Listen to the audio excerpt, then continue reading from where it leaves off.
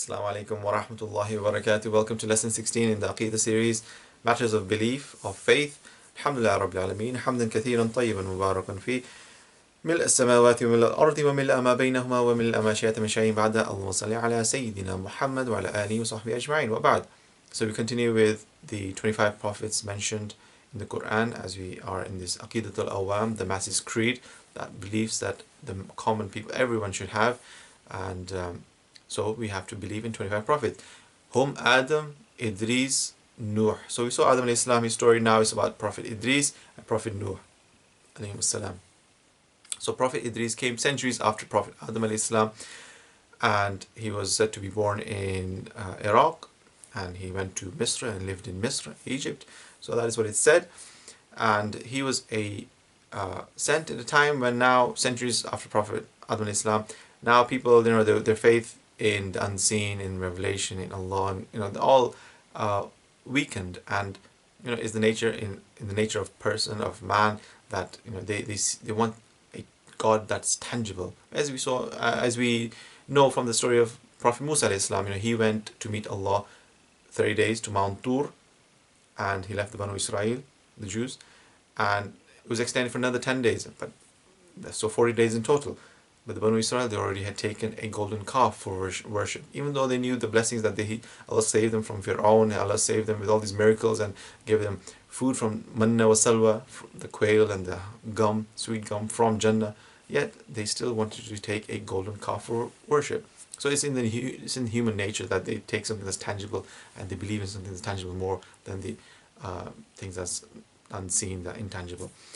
So Idris alayhi salam's time, so now people are, they start worshipping animals and insects and things, stones and other kind of things, except Allah. Everything else except Allah subhanahu wa ta'ala. So Idris alayhi salam had to be sent, a prophet, to bring them back to that Sirat al-Mustaqim, that straight path, to worship Allah subhanahu wa ta'ala.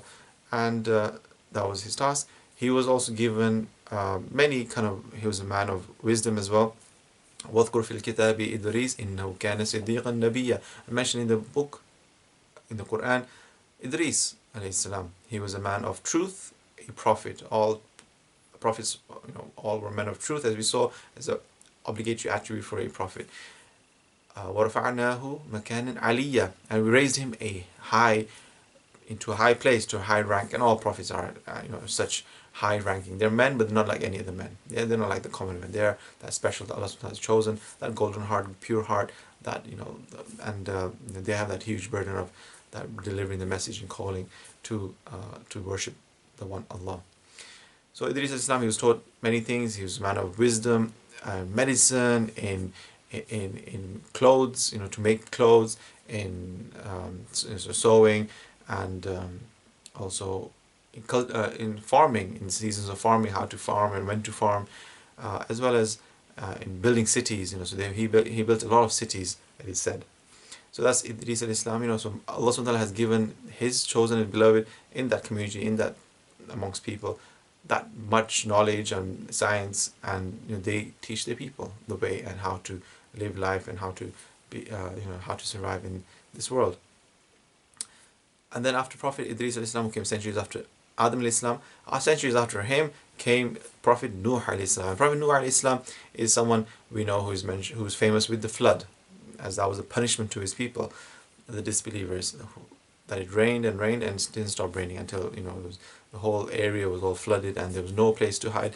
So he had sons. 3 sons were the ones who believed with him on the ark that he was building, but there was that one who thought he could climb to the highest mountain, but he perished, just like his mother, so Nuh alayhi salam's wife as well. She was not from the believers. So Prophet Nuh alayhi salam, he was another prophet, as says, وَاتْلُ عَلَيْهِمْ نَبَأَ نُوحٍ, and mention and recite to them the story of the news of Nuh alayhi salam, another prophet known to be of great stature and patience. He did for 950 years da'wah, calling people to worship Allah subhanahu wa ta'ala. 950 years to have that patience to keep on calling them, and he lived for 1,050 years or so. So Nuh alayhi salam here, he's building this ark in the middle of a desert. The land that they're in is far away from sea. So people, they'll call him a madman, they call him names, rebuke him, they'll chide him. Just like every other prophet, they've had the same kind of treatment. So did Nuh alayhi salam. But obviously we talk about 950 years of it, it's a long time. So Prophet Nuh alayhi salam, he built this ark, and then, so he had that ability to build this ark with, woodwork, carpentry, and he built this. And then to call these animals, they had to call by pair, two by two, so a male and a female of each kind of animal that was living, and so to bring them also on board as well. So he had all the ability, and those who were the believers, they went on board, just like his three sons, as I mentioned. So he had Yafith, he had Sam, and Ham. So Yafith is known for like the whites, the progeny of the whites, the lineage of the whites. That's comes from Yafith. The Europeans, the Turks, from the white people. We have Ham. Ham is from the Africans, the black people. That's that lineage that comes from Prophet Nuh alayhi salam's from his children. And then Sam, also known as the Semites, so this is the Arabs, the Jews, so this is the Prophet sallallahu alaihi wasallam, his lineage goes back through Sam to Nuh alayhi salam, all the way back to Adam alayhi salam. So these are the people, they all went to different areas. Yafith went to the west, Ham went to the south, and east was Sam. So these are the Prophet Nuh alayhi salam, and then they went on the ark, those who were believed. It sailed for 120 days, 150 days, it was all in water, and finally it came back, al-Judi. So a place called Judi, that's where the ark came to rest. It's northern Iraq, so Kurdistan, Armenia, all this kind of area. And that's where it came to rest. And now who was on the earth was just mainly the believers. But again, we'll see as the believers then turn to al-worshipping again after many, many centuries or so. Then another prophet to come. That's what we'll see next time. وصلى الله سيدنا محمد وعلى آله وصحبه وبارك وسلم.